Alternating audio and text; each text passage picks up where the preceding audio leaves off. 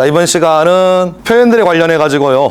무조건 시험에 나오는 민법 126조 권한을 넘는 표현들에 대해서 요약 정리하겠습니다. 이것만 알고 가시면 시험장 가시면 무조건 한 문제는 줍습니다.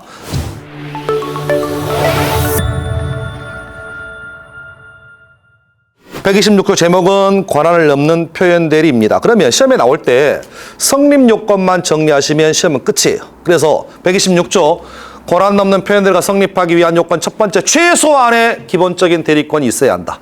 애시당초부터 처음부터 대리권이 없다면 권한을 넘는다는 말 자체가 안 된다. 최소한 기본적인 대리권이 최소한 베이스는 깔고 가야 된다. 기본 베이스가 있음에도 불구하고 권한을 넘어갔을 때 이것을 권한을 넘었단 말을 쓴다. 따라서 애시당초부터 처음부터 어떠한 대리권도 없었다면 126조는 종들 여지 없습니다. 그래서 기본 대리권이 있을 때만 민법 126조가 성립할 수 있다면, 여기서 시험 첫 번째 포인트, 기본 대리권 될 수 있는 게 뭐냐?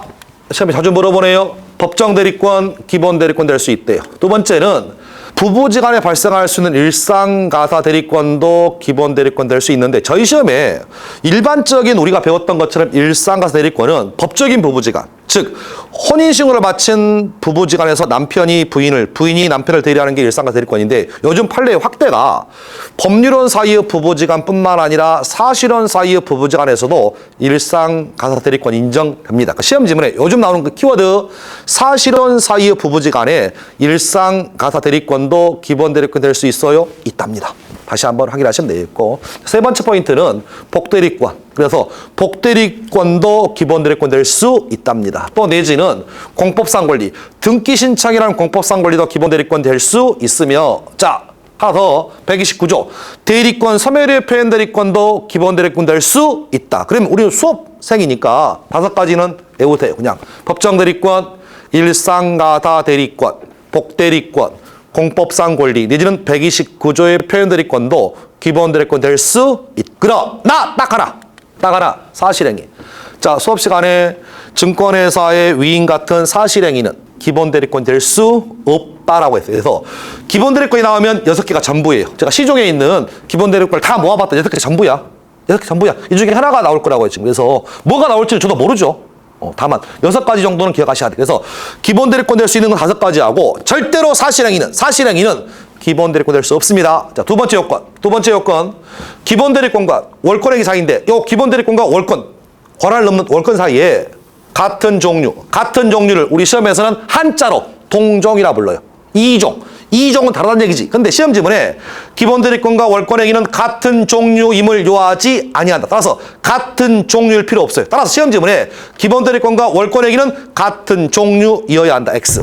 동종이어야 한다. X. 이종이어도 무방합니다. 같은 종류일 필요 없다. 그래서 기본 대리권은 등기 신청인데 매매계약 월권행위라면 우리가 126조가 성립할 수 있음을 정리했어. 자, 마지막 세 번째, 정당한 이유인데요. 정당한 이유는 상대방의 선의 무과시 나올 수 있는 지문 딱 하나. 정당한 이유의 판단 시기.